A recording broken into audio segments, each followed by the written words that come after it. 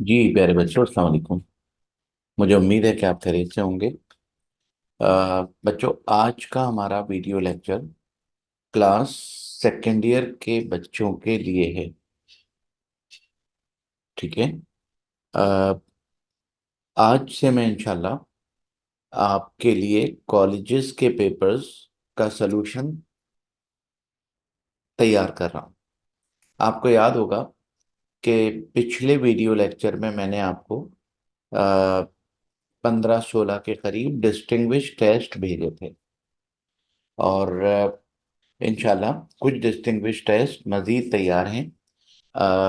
एक एक करके मैं आपसे कॉलेजेस के पेपर के सलूशन पर बात करूंगा। बच्चों, सबसे पहला पेपर जो मैंने आपके लिए सेलेक्ट किया है वो प्रैक्टिकल सेंटर का है। आपकी नॉलेज में ये बात है कि प्रैक्टिकल सेंटर का जो पेपर है वो एक्चुअली प्रैक्टिस शीट होती है, और बहुत अच्छी शीट होती है। अगर उस पूरे पेपर को कर लिया जाए तो अच्छा खासा पेपर बोर्ड के पेपर से मैच हो जाता है। इसीलिए मैंने सबसे पहले उनका पेपर सेलेक्ट किया है। ठीक है। आइए बात का आगाज करते हैं। बच्चों, अपनी बात की शुरुआत मैं इंशाल्लाह यहां से करूंगा। तो बिस्मिल्लाह करते हैं। 2024 practical centre second year chemistry का पेपर है। बच्चों, एमसीक्यूज में आपसे कह रहे हैं, following group of element exhibit high electrical conductivity. इनमें से कौन से दो ग्रुप ऐसे हैं जिनके एलिमेंट हाई कंडक्टिविटी रखते हैं? ठीक है। इसको ज्यादा सोचने की जरूरत नहीं है। 1A और 2A ग्रुप के जो मेटल हैं हाई कंडक्टिविटी रखते हैं। ठीक है। बच्चों, order of acidic strength, order of acidic strength of hydrogen halide. आप जानते हैं हाइड्रोजन हैलाइड में hydrogen fluoride, hydrogen chloride, hydrogen bromide, hydrogen iodide. बच्चों, इनकी एसिडिक स्ट्रेंथ ये होती है, यानी सबसे कम एसिडिक, उससे ज्यादा, उससे ज्यादा, सबसे ज्यादा। ठीक है। अब आपको चार ऑप्शन दिए हुए हैं।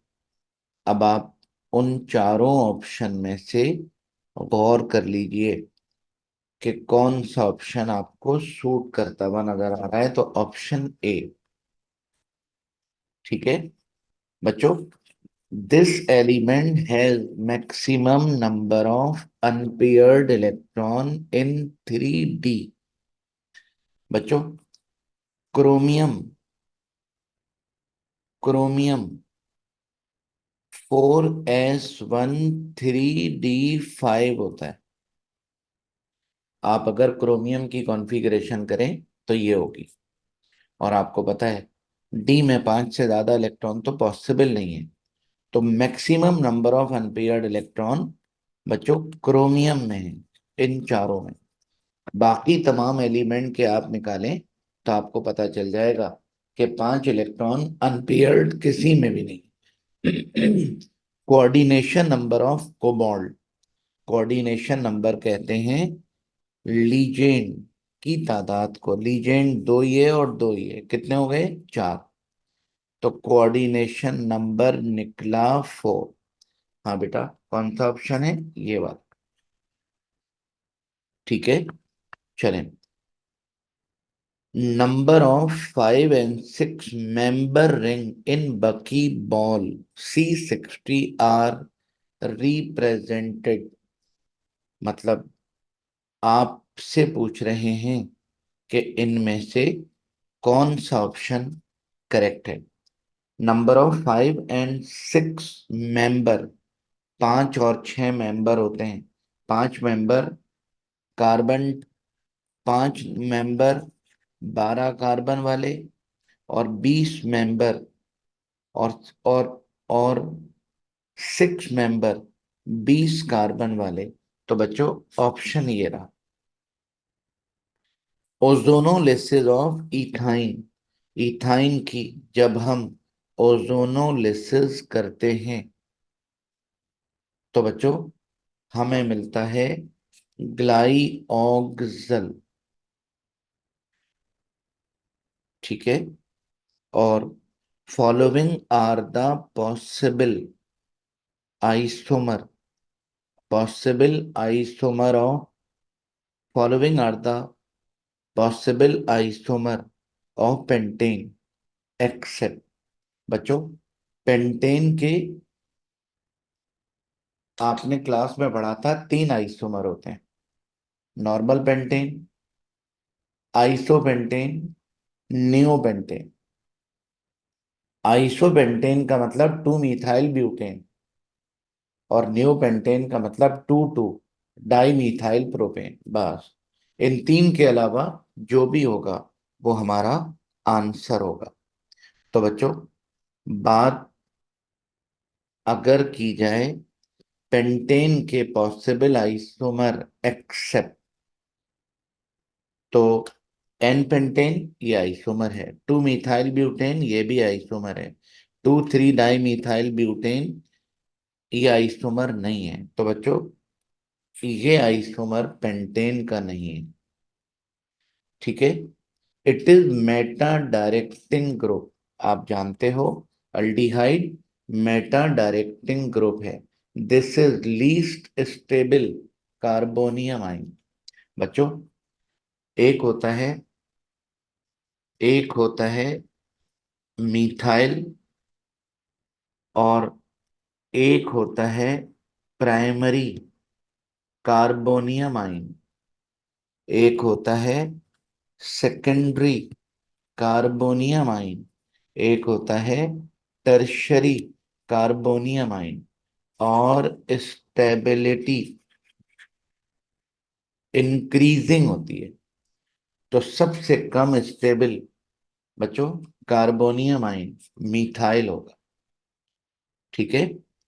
This reagent is used to distinguish between primary, secondary and tertiary alcohol। Primary, secondary and tertiary alcohol को डिस्टिंग्विश करने के लिए हम ल्यूकस रिएजेंट इस्तेमाल करते हैं। और बच्चों the reduction of aldehyde and ketone into saturated hydrocarbon. Aldehyde और कीटोन की जब हम रिडक्शन करते हैं और अगर रिडक्शन के नतीजे में सैचुरेटेड हाइड्रोकार्बन बन जाएं in the presence of hydrazine and KOH is known as. बच्चों इसका जवाब है ऐसी रिडक्शन को हम क्लेमेंसन रिडक्शन कहते हैं। Carboxylic acid can be converted into acyl chloride by using following reagent. Carboxylic acid को एसाइल क्लोराइड में कन्वर्ट कर सकते हैं बाय यूजिंग फास्फोरस ट्राइक्लोराइड। इसके अलावा एक रिएजेंट और भी है फास्फोरस पेंटाक्लोराइड। एक रिएजेंट और भी है थायोनाइल क्लोराइड। मगर हमें जो ऑप्शन गिवन है वो PCl3 का है। तो PCl3 को टिक कर दीजिएगा। ठीक है। और बच्चों दिस यूज एंटी फ्रीज। बच्चों एसीटोन एंटी फ्रीज के तौर पर इस्तेमाल होता है। जी cholic acid and cholesterol are example of steroid. Cholesterol cholic acid steroid की एग्जाम्पल है। और बच्चों drug is use as antifungal medicine. बच्चों एंटी फंगल मेडिसन फ्लूकानाजोल ये बात। ठीक है।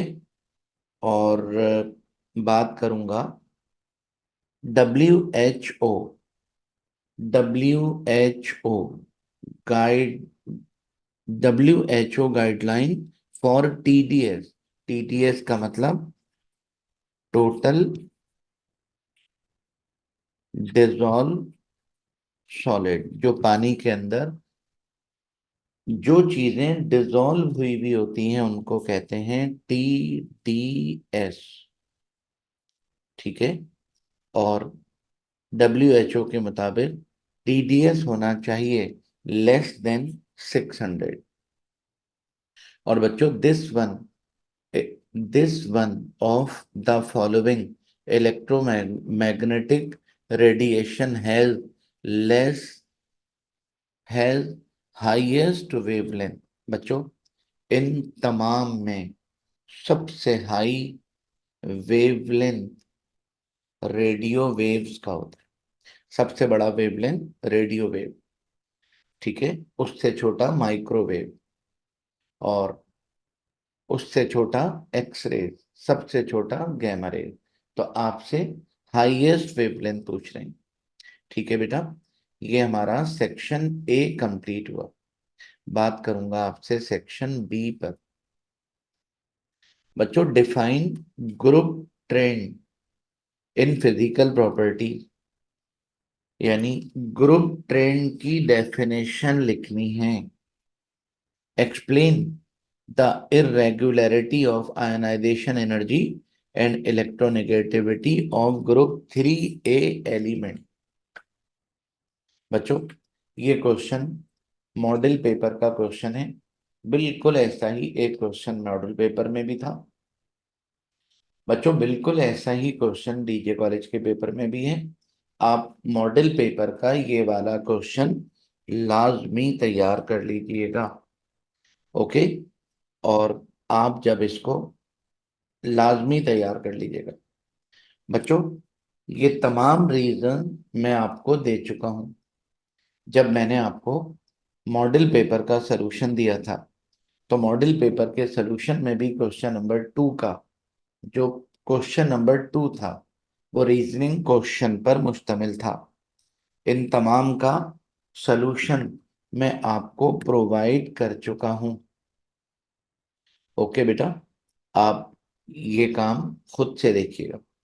What is meant by diagonal relationship? तो आपने बताना है diagonal relationship refer to the resemblance in properties exhibited by certain pair of elements that are located diagonally ऐसे। यानी एक एलिमेंट यहां हो, दूसरा एलिमेंट यहां हो, एक यहां पर हो, दूसरा यहां पर हो, और अगर उनकी प्रॉपर्टीज में सिमिलैरिटी हो, रिजेम्बलेंस हो, तो ऐसे रिलेशन को हम डाइगोनल रिलेशन कहते हैं। मिसाल के तौर पर लिथियम की प्रॉपर्टीज रिजेंबल करती हैं मैग्नीशियम से, बेरिलियम की एल्युमिनियम से, बोरॉन की सिलिकॉन से। तो आपने क्या करना है, बताना है there are 3 pair of element. बच्चों, सेक्शन बी में पहला क्वेश्चन ये है, डिफाइन ग्रुप ट्रेंड। आपको ग्रुप ट्रेंड की डेफिनेशन लिखनी है। और explain irregularity of ionization energy and electronegativity of group 3A। हो सकता है आपको याद आ गया हो। बच्चों, हमारा जो बोर्ड का मॉडल पेपर था, ये क्वेश्चन उसमें भी नंबर 1 पर था। मॉडल पेपर के सलूशन में मैं आपको इस बात का सलूशन दे चुका हूं। आप उसे फॉलो कर लीजिएगा और उसको देखकर इसका सलूशन तैयार कर लीजिएगा। और इस सवाल को जरूर कीजिएगा, हर कॉलेज के पेपर में मौजूद है। और ये वाला, ये तमाम वही रीजन है जो मॉडल पेपर में थे। ओके। इनका सलूशन मैं आपको ऑलरेडी दे चुका हूं। ठीक है। और बात करनी है आपसे, what is meant by diagonal relationship. बच्चों, डायगोनल रिलेशनशिप का मतलब होता है diagonal relationship to the refer to the resemblance in properties exhibit by certain pair of element that are located diagonally।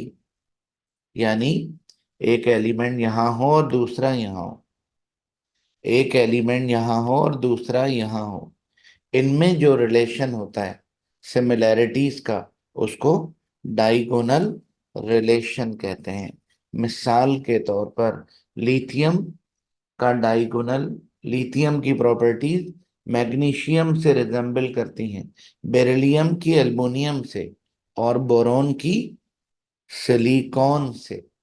तो बच्चों बच्चों there are three pair of element exhibit diagonal relationship. अब आपने lithium और मैग्नीशियम की ये वो properties हैं जो सिमिलर हैं, यानी लिथियम और मैग्नीशियम में डाइगोनल रिलेशन ये है। बेरिलियम और मैग्नीशियम में बच्चों डाइगोनल रिलेशनशिप ये है।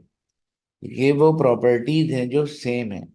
बोरॉन और सिलिकॉन में डाइगोनल रिलेशनशिप ये है। ऐसे करके आप अपने इस सवाल को मुकम्मल कर लीजिएगा, ठीक है। और आप चाहें तो टेबल मत बनाइएगा, ठीक है, क्योंकि ये क्वेश्चन लॉन्ग नहीं शॉर्ट का है। Give manufacture of caustic soda by Castner Kellner process. और बच्चों figure of the cell is not required. आपको ये बात याद होगी, महीनों पहले मैंने आपसे कहा था ऐसा मुमकिन नहीं है कि इंशाल्लाह पेपर में कॉस्टिक सोडा की प्रिपरेशन ना आए, ठीक है। मुझे तो एक्सपेक्टेशन अभी भी यही है कि कॉस्टिक सोडा लॉन्ग में आएगा, क्योंकि लॉन्ग टॉपिक है। लेकिन ये पीसी के पेपर में शॉर्ट में दिया हुआ है। अब सवाल ये पैदा होता है कि इतने बड़े टॉपिक को शॉर्ट में कैसे लिखेंगे। मैं आपको लिखकर बता देता हूँ बच्चों। डायग्राम तो वैसे ही मना कर दिए, हेडिंग बनाएंगे, और हेडिंग बनाकर इंट्रोडक्शन, कंस्ट्रक्शन सब खत्म, और वर्किंग वर्किंग की जगह ये वाली हेडिंग बना दी, no introduction, no construction of cell. आपने अगर ये टॉपिक याद किया है तो ये जुमले जो आपके सामने लिखे हुए आ रहे हैं आप समझ गए होंगे बच्चों। कास्नर किलर मेथड शॉर्ट में आपने इतना लिखना है, ठीक है, ऐसे कर लीजिएगा।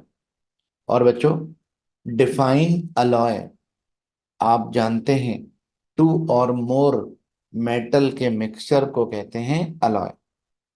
तो आपने सबसे पहले बताना है कि alloy is a homogeneous mixture of two or more element with at least one of them being metal.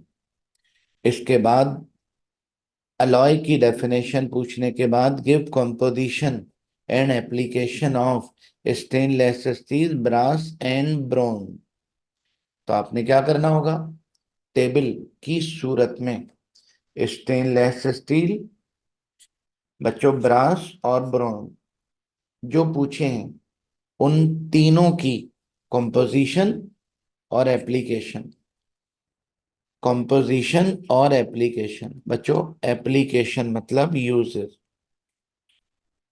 तो एप्लीकेशन की हेडिंग बना दीजिएगा। ऐसे करके जवाब पूरा कर दीजिएगा। और बच्चों इसी तीसरे पार्ट का और डिफाइन लीजेंड, अब तक तो आपने ये क्वेश्चन याद भी कर लिया होगा, सिर्फ छोटी सी एक गाइडलाइन देनी है। लीजेंड की डेफिनेशन लिखने के बाद आपने बताना है कि लीजेंड तीन होते हैं, मोनोडेंटेट। एक लाइन की डेफिनेशन लिखने के बाद दो एग्जाम्पल बस। मैंने जब आपको ये पढ़ाया था तो 14-15 एग्जाम्पल आपको लिखवाई थी, उसका मकसद कुछ और था। अभी आपने दो एग्जाम्पल देनी है। बाईडेंटेट की भी जरूरी नहीं है ये वाली एग्जाम्पल दें, कोई सी भी दे सकते हैं।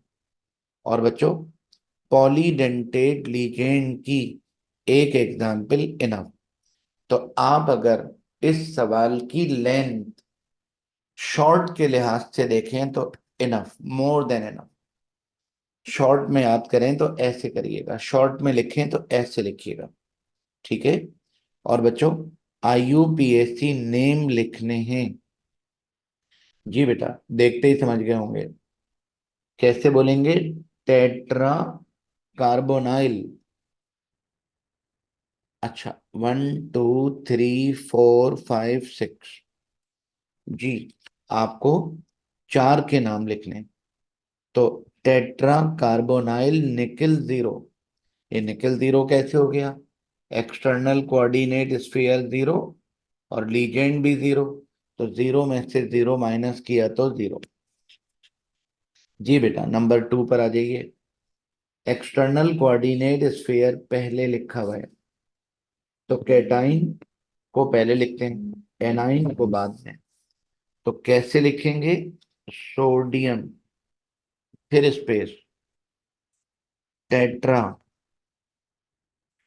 Hydroxo, tetra hydroxo. और बच्चों, इसके बाद जिंक 2। ठीक है। नंबर 3, बच्चों पोटाशियम कैटाइन पहले, tetra hydroxo, potassium tetra hydroxo manganese 2। और नंबर 4 पर आ जाइए। नंबर 4, जी, लीजेंड इसमें दो हैं, अल्फाबेटिकल ऑर्डर में लिखेंगे। कैसे? डाई अमाइन और 22 इथाइलिन डाई अमाइन।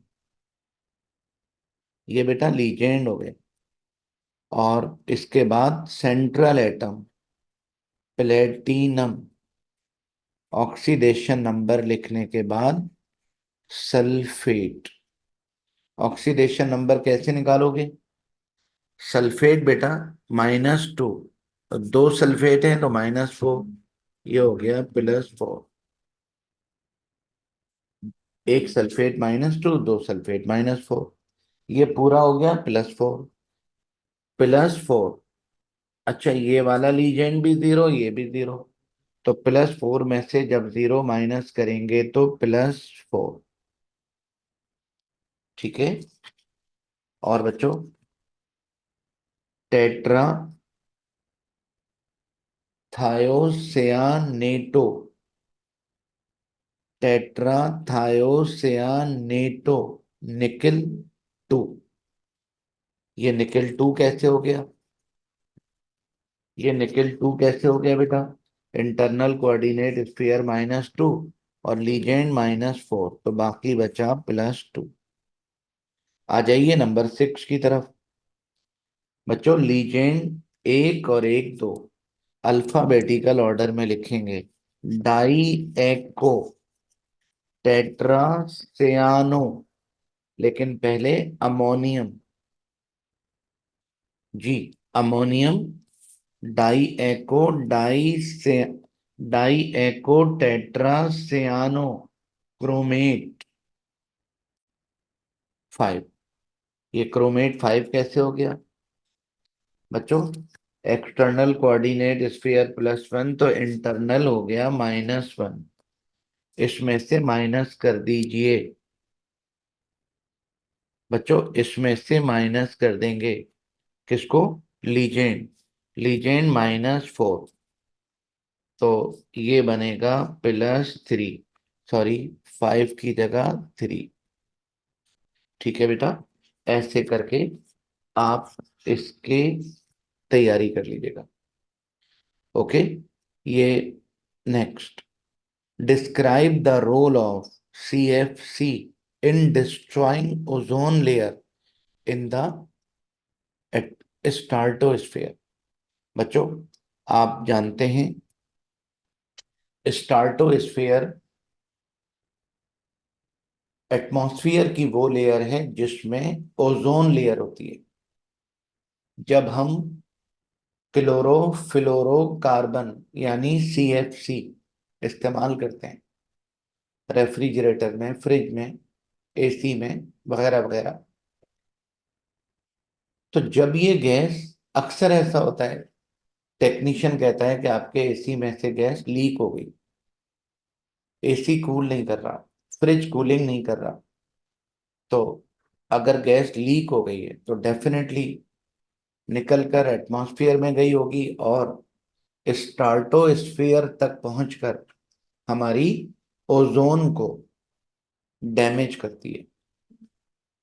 तो इसका मतलब ये हुआ कि CFC हमारी ओजोन लेयर को डैमेज करती है। ओजोन लेयर को CFC डैमेज कैसे करती है? ओके, अच्छा, और उसका सब्स्टिट्यूट क्या है?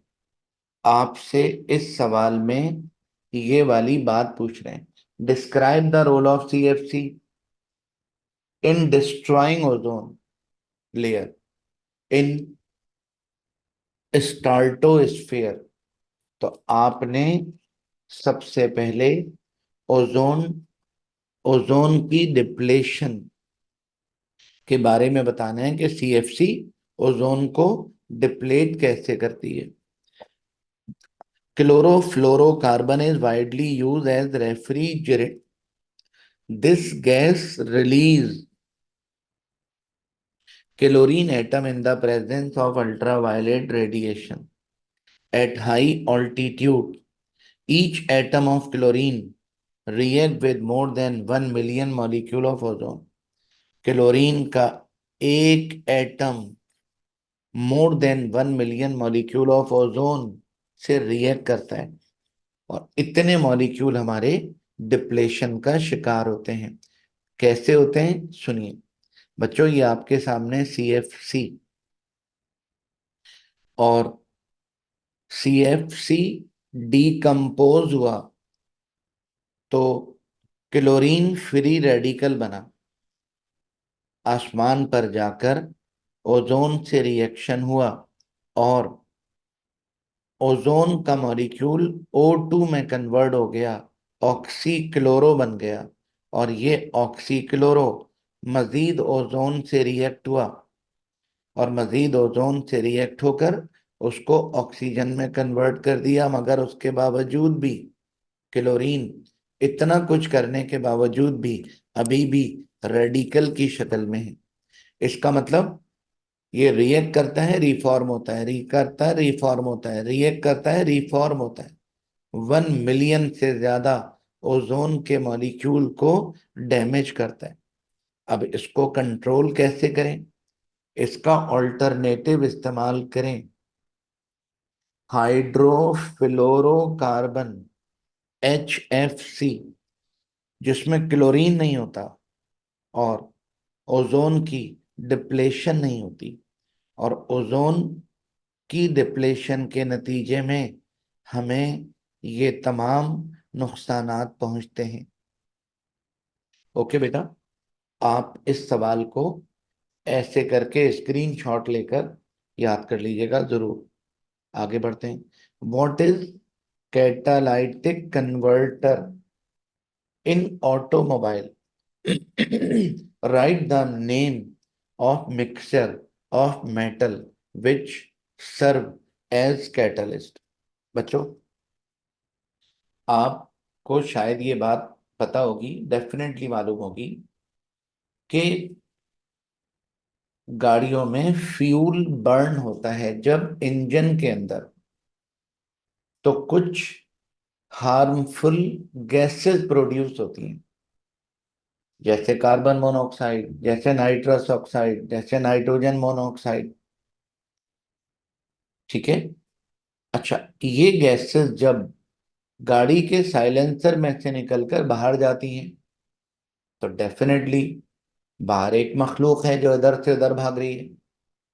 इन तमाम गैसेस का डेफिनेटली नुकसान होगा, डैमेजेस आएंगे। लड़कों को ये बात पता होगी कि आजकल जो नई टेक्नोलॉजी है, नई गाड़ियां जो आ रही हैं, उन गाड़ियों के इंजन में कैटालाइटिक कन्वर्टर लगा होता है। कैटालाइटिक कन्वर्टर करता क्या है, अंदर ही अंदर ये जो मोर हार्मफुल गैसेस होती हैं इनको कन्वर्ट कर देता है लेस हार्मफुल गैसेस में। और जब ये गाड़ी के साइलेंसर से निकलती हैं तो मखलूक को वो डैमेज नहीं पहुंचाती जो कैटालाइटिक कन्वर्टर के बगैर मिलता है। तो कोई ऐसी खास बात नहीं है बच्चों, ऐसा होता है कैटालाइटिक कन्वर्टर। तो इसके बारे में बताएंगे। The burning of gasoline, gasoline मतलब petrol, in car engine result in the formation of carbon monoxide, nitrogen monoxide and various unburned volatile hydrocarbon. These substances when released into air contribute, बच्चों, contribute to atmospheric pollution and have direct impact on life. हमारी जिंदगी पर असरात direct आते हैं। Modern car engine are equipped with catalytic converter. The purpose of catalytic converter is to transform the harmful chemical produced during internal combustion engine into less harmful or non-harmful substances such as carbon dioxide, nitrogen, oxygen, water.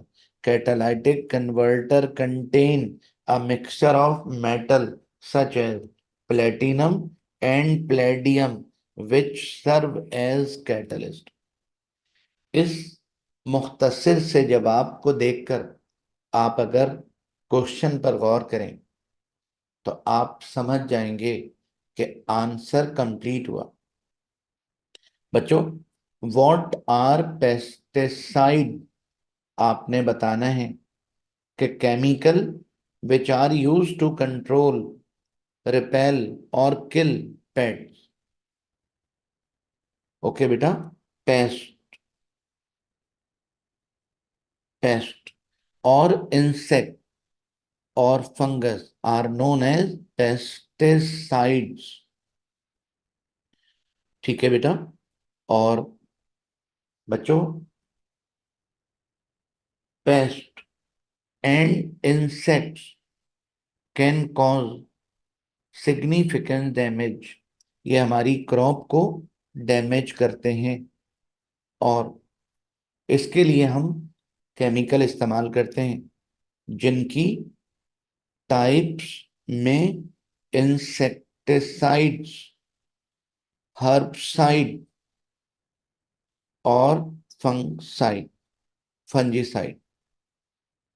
बच्चों, ये सवाल environmental chemistry के chapter का जब recorded lecture दिया था तो उसमें बहुत डिटेल में मौजूद है। अभी तो सिर्फ आपको गाइडलाइन देनी थी कि जवाब ऐसे करके दीजिएगा, चाहें तो मजीद शॉर्ट कर दीजिएगा। और मजीद शॉर्ट करने के लिए ये वाली हेडिंग और ये वाली लाइन उड़ा दीजिएगा। इनफ। Define polymerisation. पॉलीमराइजेशन एक ऐसा प्रोसेस है जिसमें small molecule called monomer, low molecular weight के कंपाउंड रिएक्ट करते हैं और हाई मॉलिक्यूलर वेट के कंपाउंड बना लेते हैं।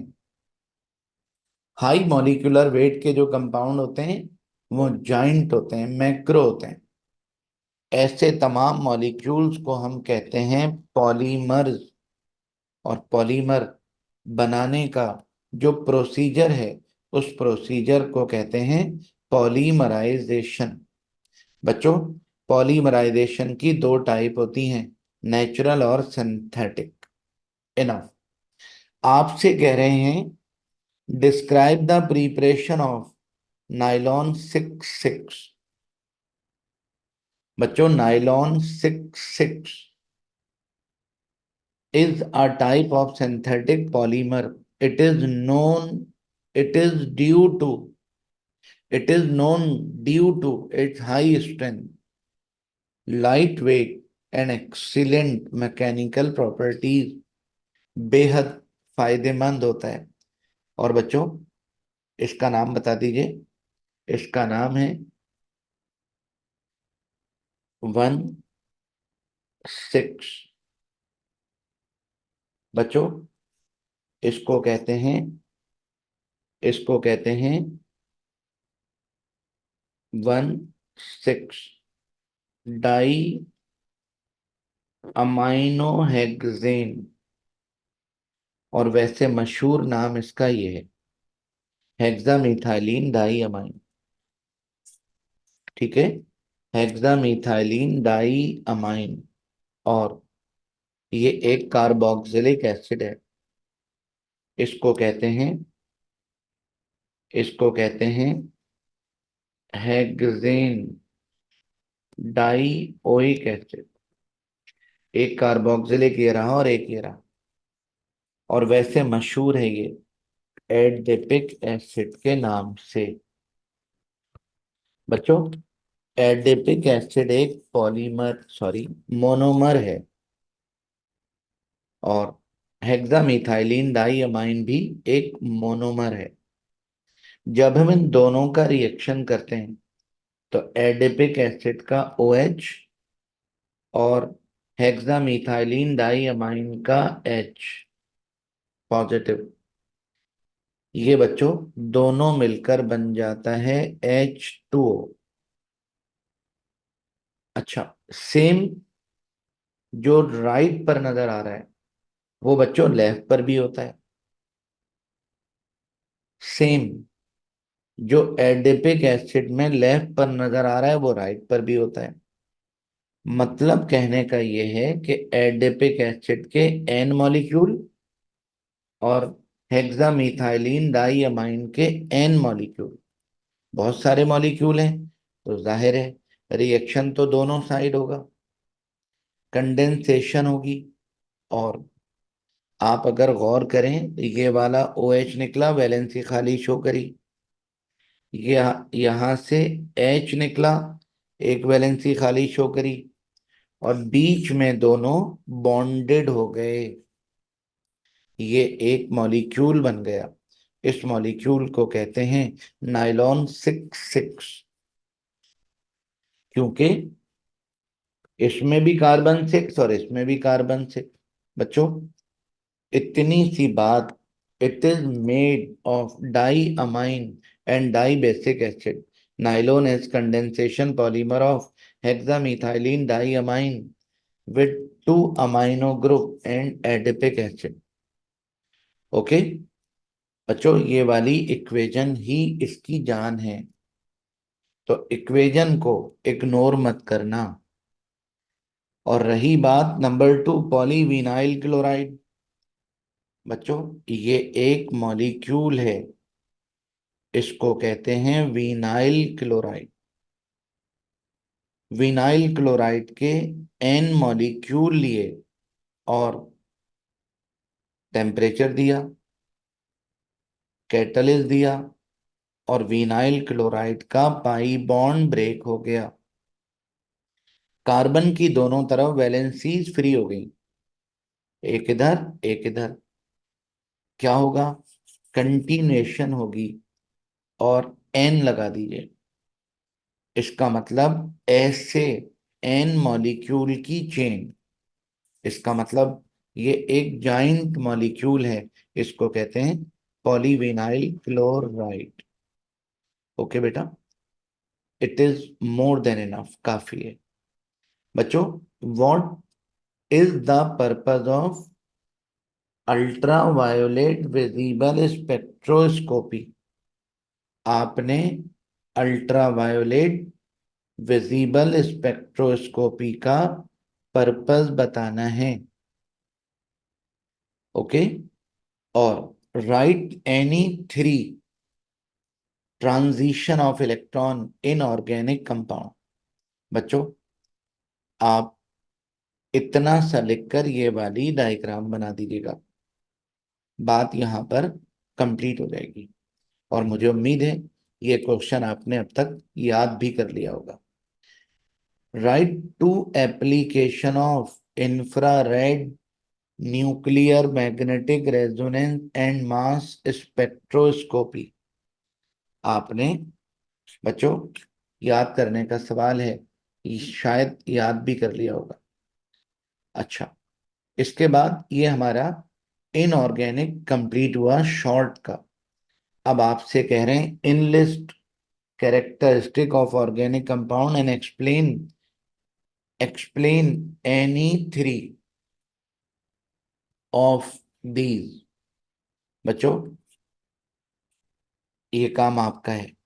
Define functional group and homologous series, right three general properties of homologous series. ये काम आपके करने का है। ठीक है। Draw the orbital structure of ethylene और एसिटाइलिन। बच्चों इथाइलिन मतलब इथीन, एसिटाइलिन मतलब इथाइन। क्या करना है, इन दोनों में से किसी एक का ऑर्बिटल स्ट्रक्चर लिखना नहीं है, ड्रॉ करना है, ड्रॉ। तो वो तो खैर बहुत मामूली सी बात है, फर्स्ट ईयर में भी किया था, अभी भी कर लीजिएगा। असल बात यह है, also explain acidic behaviour of acetylene with the help of two reaction. Acidic behaviour of acetylene. बच्चों एसिडिक बिहेवियर बताने के बाद आपने ये वाली दो एग्जाम्पल तैयार की थी, डाई सिल्वर एसेटेलाइट और डाई कॉपर एसेटेलाइट। आपको दिखाने का मकसद सिर्फ और सिर्फ ये है कि आप ये देख लें कि आपने जवाब ऐसे लिखना है। ठीक है। आप अगर शॉर्ट के लिहाज से इसको बड़ा समझ रहे हो तो बच्चों ये वाली 1.5 लाइनें हटाइएगा मत, ये हटा दीजिएगा। ठीक है, फिर ये शॉर्ट के लिहाज से बिल्कुल सूट कर जाएगा। चलें, give equation and write name of product form by the following chemical process. Number one, D hydrohalogenation of ethyl chloride. बच्चों ये रहा इथाइल क्लोराइड, जब हम इसकी डिहाइड्रो हेलोजिनेशन करेंगे तो अल्कोहलिक KOH इस्तेमाल करेंगे एज डिहाइड्रो हेलोजिनेटिंग एजेंट, और बनने वाले प्रोडक्ट का नाम होगा इथीन। ठीक है बेटा, वर्डिंग आपसे मांग नहीं रहे, सिर्फ इक्वेशन मांग रहे हैं, तो आप खाली इक्वेशन देंगे। Number two, ozonolysis of ethene. बच्चों ओजोन से रिएक्शन करते हैं इथीन का, तो सबसे पहले बनता है इथाइलिन ओजोनाइड। उसके बाद जिंक इसकी रिडक्शन कर देता है और बन जाता है फॉर्मल्डिहाइड।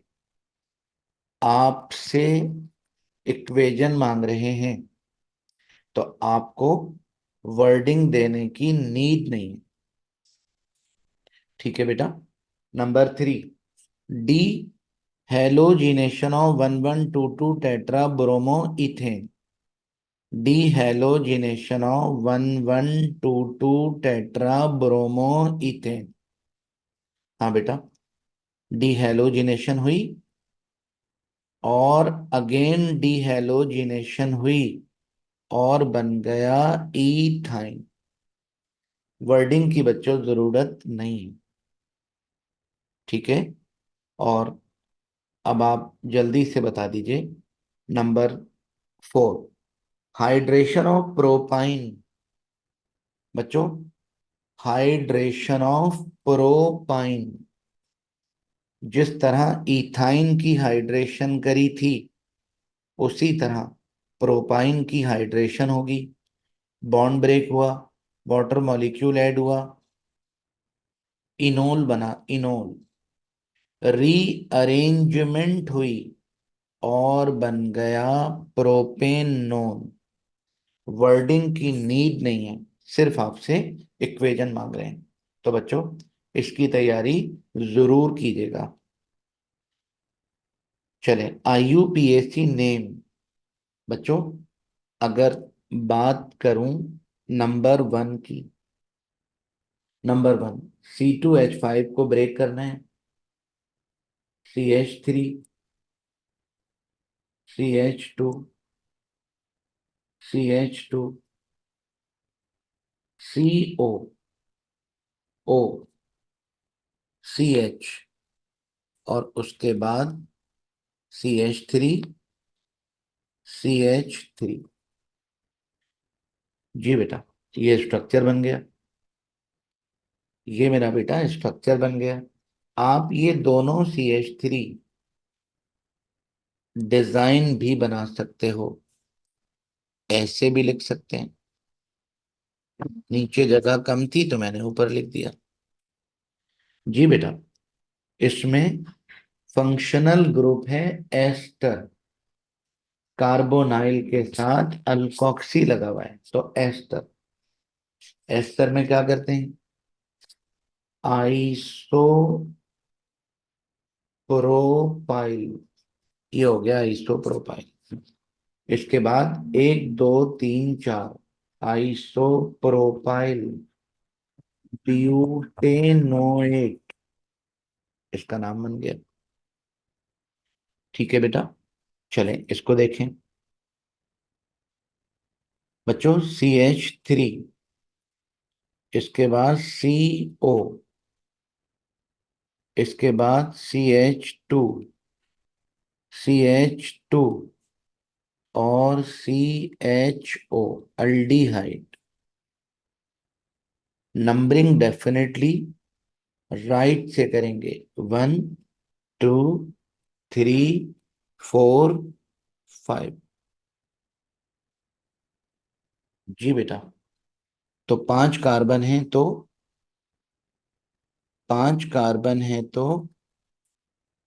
1 Pantanal 4 own. ठीक है। जी बेटा, इसका स्ट्रक्चर बनाइए। कैसे बनाएंगे? CH3O, CH2, इसके बाद CH और OCH3, इसके बाद CH2 और बच्चों O ब्रेक करके लिख दिया। अब आप मुझे बताइए, चेन 3 कार्बन की है और वो ये है। ठीक है। नंबरिंग लेफ्ट से होगी। 1 2 3। ठीक है जी। अब बताइए, इथॉक्सी, मिथॉक्सी, मिथॉक्सी, तो क्या बोलेंगे? 3 इथॉक्सी, 1 2 डाई मिथॉक्सी प्रोपेन। ठीक हो गया। आगे चलें। बच्चों, इसमें 4 कार्बन है। एक कार्बोक्सिलिक, दूसरा कार्बोक्सिलिक। स्ट्रक्चर ड्रॉ करने की जरूरत ही नहीं है। नंबरिंग कहीं से भी कर सकते हैं, है ना बेटा? 1 4 buta, 1 4 buta die oic acid, या 1 4 ब्यूटेन डाई ओइक एसिड। ठीक है। चलें, नेक्स्ट पर आ जाइए। बच्चों, इसमें ये रही चेन। वन पे ट्रिपल बॉन्ड है, वन पे डबल बॉन्ड है। तो डबल और ट्रिपल बॉन्ड अगर दोनों सेम पोजीशन पर हों तो नंबरिंग डबल बॉन्ड की तरफ से करते हैं। ठीक है बेटा। अच्छा, अब मुझे बताइए, ये क्या है? क्लोरो, और ये मिथाइल। नेगेटिव ब्रांच कहते हैं इसको, क्लोरो को। Three chloro, five methyl. और बच्चों, वन हेप्टीन, वन हेप्टीन, सिक्स आइन। ठीक है। और यहाँ पर नंबरिंग CH3 से होगी, one, two, three, four, five, six. ये हो गया टॉलोविन। और बच्चों, ब्रोमो नाइट्रो। तो meta bromo, meta nitro toluene. ठीक है बेटा। और आप अगर इसकी मजीद प्रैक्टिस करना चाहते हैं, यकीनन कर ली होगी अब तक, तो मेरे 5 वीडियो लेक्चर ऑलरेडी अपलोडेड हैं। आप उन्हें टाइम मिल जाए तो देख सकते हैं। ठीक है बेटा। चलें, राइट ओनली इक्वेशन, सिर्फ इक्वेशन लिखनी है, to show that benzene behave as saturated as well as unsaturated, and give one reaction with mechanism which show that benzene is a saturated hydrocarbon. बच्चों, benzene act as saturated hydrocarbon, आपने जवाब दिया और example दे दी। ये सब्सी ये substitution reaction reaction बच्चों, ये substitution reaction show हो रहा है कि रिएक्शन के बेंजीन सैचुरेटेड है। और अगर आप एडिशन रिएक्शन दे दें तो पता चला कि बेंजीन अनसैचुरेटेड भी है। ओके बेटा। इक्वेशन मांगी है सिर्फ, तो आपने क्या करना होगा? ये वाली हेडिंग लिखनी होगी, ये लाइन, ये सब हटा दें, ये सब हटा दें। हेडिंग इक्वेशन, ये वाली हेडिंग और इक्वेशन, हो गया शॉर्ट। अब बाकी जो बचा, एक रिएक्शन का आपसे मैकेनिज्म पूछ रहे हैं, तो मैकेनिज्म देना आपका काम है। बच्चों, define structural stereo isomerism, structural stereo isomerism define करने के बाद ज्योमेट्रिकल आइसोमेरिज्म एक्सप्लेन करना है। और मैंने आपको ऐसे करके ज्योमेट्रिकल आइसोमेरिज्म समझाया था। ठीक है बेटा। तो जवाब कंप्लीट हुआ और आपने अब तक इसको याद भी कर लिया होगा। आगे बढ़ते हैं बच्चों। ऑप्टिकल, हाँ, सवाल में आपसे कह रहे हैं कि ज्योमेट्रिकल आइसोमेरिज्म लिखो या ऑप्टिकल।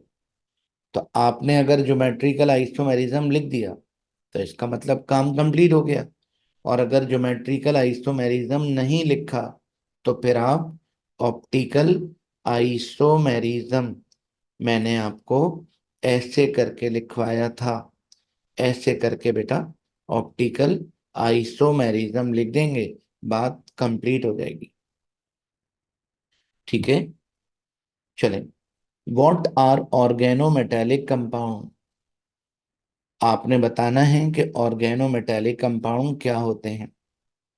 उसके बाद right equation of Grignard reagent with any three.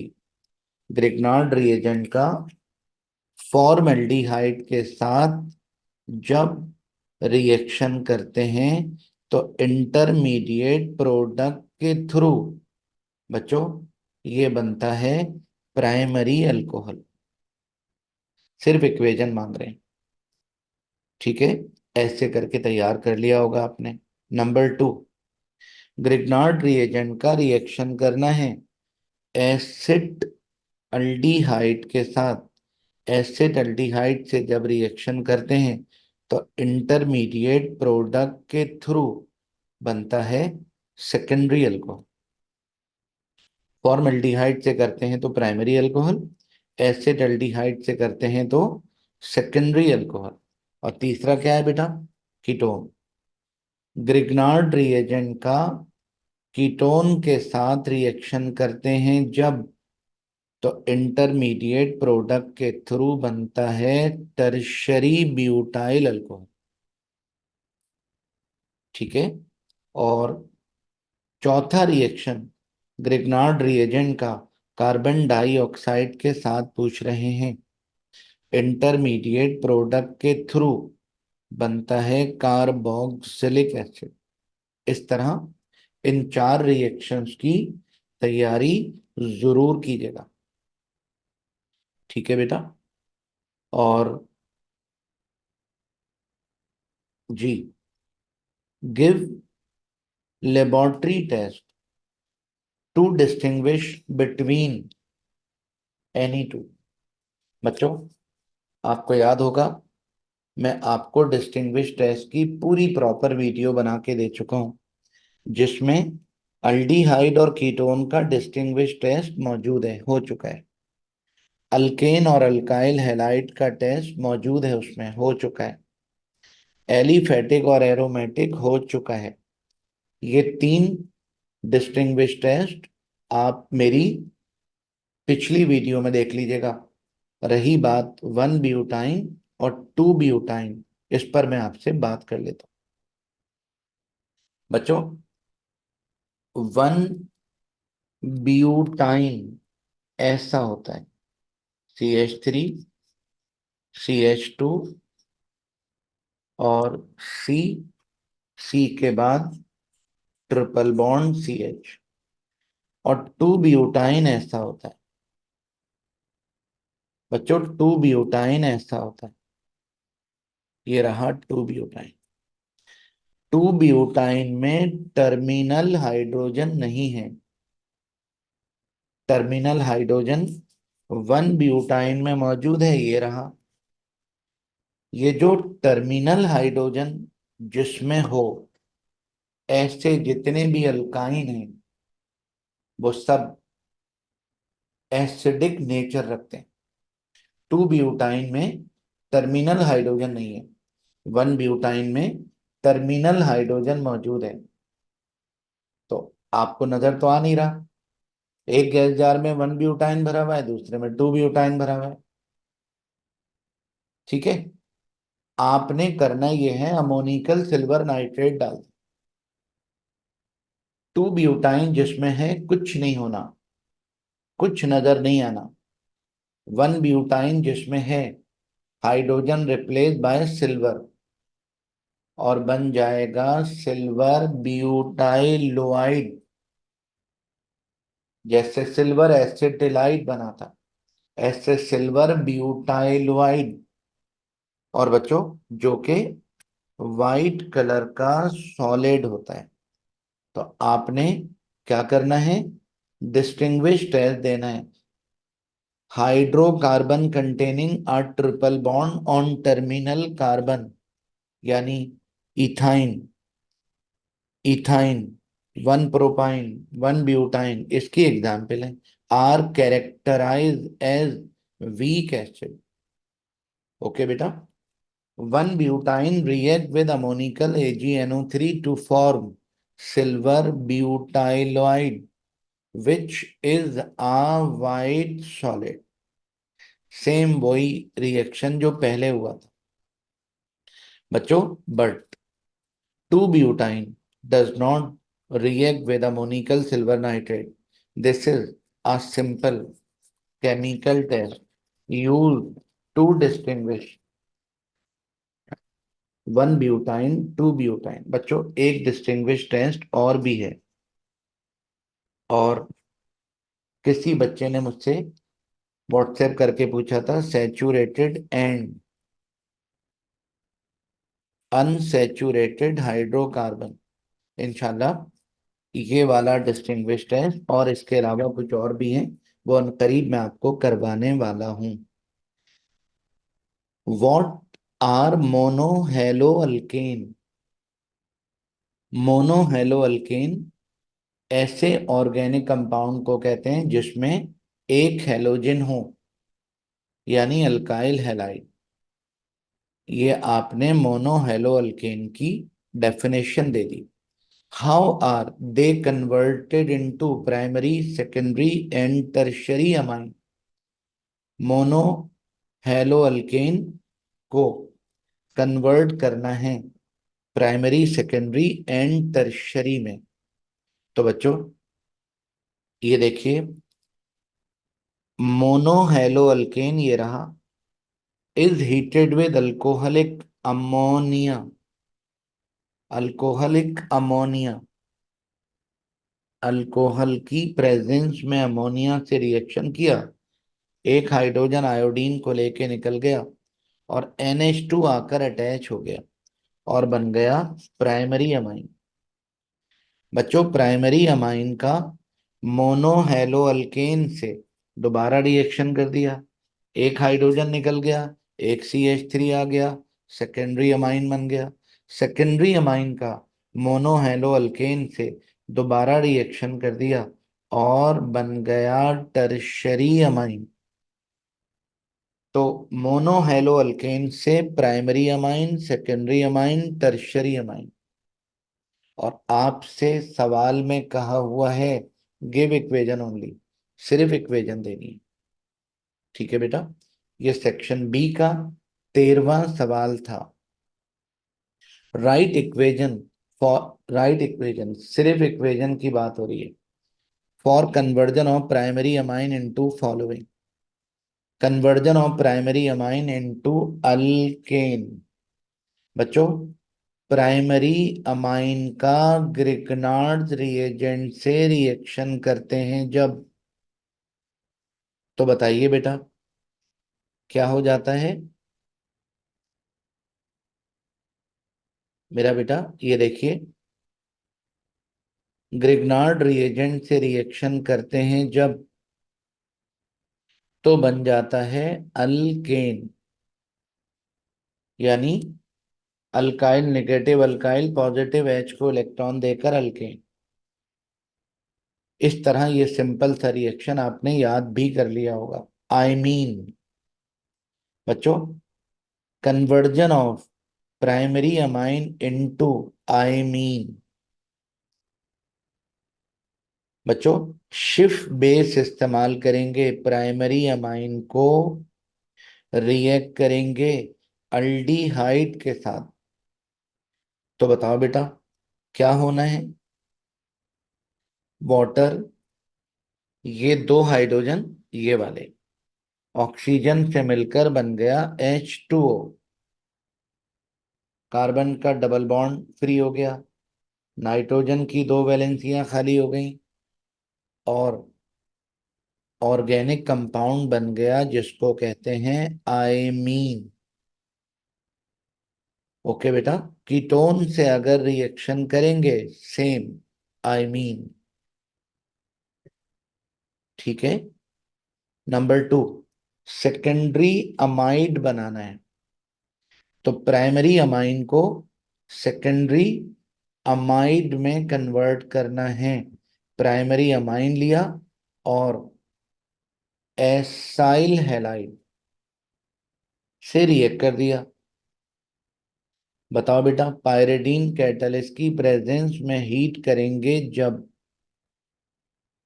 तो ये देखिए यहां से हैलोजन, बच्चों यहां से हैलोजन और यहां से हाइड्रोजन, निकलकर बन गया हाइड्रोजन हैलाइड, नाइट्रोजन की वैलेंसी खाली हो गई और बन गया सेकेंडरी अमाइड।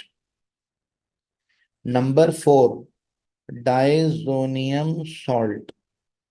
बच्चों, प्राइमरी इथाइल अमाइन का HCl की प्रेजेंस में नाइट्रस एसिड से रिएक्शन किया और डायजोनियम सॉल्ट बन गया। आप अगर गौर करें तो सवाल में इक्वेशन मांग रहे हैं, तो इसका मतलब इस वर्डिंग की जरूरत नहीं है। बच्चों, इस वर्डिंग की जरूरत नहीं है, हेडिंग और इक्वेशन। ठीक है, और इस वर्डिंग की जरूरत नहीं है, हेडिंग और इक्वेशन। इस वर्डिंग की जरूरत नहीं है, हेडिंग और इक्वेशन जरूर तैयार कीजिएगा। ठीक है बच्चों, give equation for the preparation of acetic acid. Acetic acid को प्रिपेयर करने का पहला मेथड ये है कि ग्रिग्नार्ड रिएजेंट का कार्बन डाइऑक्साइड से रिएक्शन किया और बन गया एसिटिक एसिड।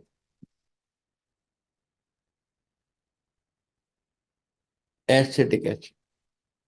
बच्चों, एसिटिक एसिड की प्रिपरेशन का दूसरा तरीका यह है कि हाइड्रोलिसिस ऑफ नाइट्राइल। नाइट्राइल की हाइड्रोलिसिस करी और बन गया कार्बोक्सिलिक एसिड। ओके बेटा, चलें आगे बढ़ते हैं। नंबर 3, प्राइमरी और सेकेंडरी प्राइमरी अल्कोहल की ऑक्सीडेशन करी, बन गया एसिटिक एसिड। और बच्चों, सेकेंडरी अल्कोहल की ऑक्सीडेशन करी तो बन गया एसिटिक एसिड। ठीक है। Number 4, by the oxidation of aldehyde और कीटोन। बच्चों, अल्डिहाइड की ऑक्सीडेशन करी तो एसिटिक एसिड, कीटोन की ऑक्सीडेशन करी तो एसिटिक एसिड। ऐसे करके आप इनकी तैयारी कर लीजिएगा। ठीक है बेटा। और जी, इसी का और write equation of conversion of carboxylic acid into ester. Carboxylic acid को एस्टर बनाना है। क्या करना है बेटा? कार्बोक्सिलिक एसिड लीजिए, इथाइल अल्कोहल से रिएक्शन कर देंगे, एस्टेरिफिकेशन हो जाएगी और ये बन गया इथाइल इथेनोएट यानी एस्टर। कार्बोक्सिलिक एसिड को एसाइल हैलाइड में कन्वर्ट करना है, तो कार्बोक्सिलिक एसिड लिया, थायोनाइल क्लोराइड से रिएक्शन किया और बन गया एसाइल हैलाइड। कार्बोक्सिलिक एसिड को कन्वर्ट करना है एनहाइड्राइड। एनहाइड्राइड बच्चों उसको कहते हैं जिसमें कार्ब ऑक्सीजन के दोनों तरफ कार्बोनाइल हो, इसको कहते हैं एन हाइड्राइड। तो बताइए क्या करेंगे? ये लिया कार्बोक्सिलिक और एक और कार्बोक्सिलिक फास्फोरस पेंटा ऑक्साइड की प्रेजेंस में, ये देखिए एक में से H और दूसरे में से OH निकला और बन गया एसिड एनहाइड्राइड। ठीक है। नंबर 4, कार्बोक्सिलिक को अमाइड बनाना है, अमोनिया से रिएक्शन किया, अमोनिया का एक हाइड्रोजन OH से मिलकर, अमोनिया का एक हाइड्रोजन बच्चों ये देखें अमोनियम सॉल्ट बना और अमोनियम सॉल्ट डिकम्पोज हुआ हीट करने से और बन गया अमाइड। अब बेटा कार्बोक्सिलिक को कन्वर्ट करना है इनटू अल्कोहल, कार्बोक्सिलिक की रिडक्शन की, और ये बन गया प्राइमरी अल्कोहल। ऐसे करके बेटा इसकी तैयारी कर लीजिएगा, ठीक है। अच्छा, ये हमारा सेक्शन बी कंप्लीट हुआ, और सेक्शन बी कंप्लीट करने के बाद सेक्शन सी की बारी है। बच्चों, आपने describe the manufacture of sulphuric acid, मैंने आपसे पहले भी कहा था, अभी भी कह रहा हूं, कोई पेपर ऐसा नहीं है जिसमें कैस्नर किलर मेथड ना हो, कॉन्टैक्ट प्रोसेस ना हो, कॉपर की मेटलर्जी ना हो। ये तीन टॉपिक तो 100% आपने पूरे पूरे फुल करने।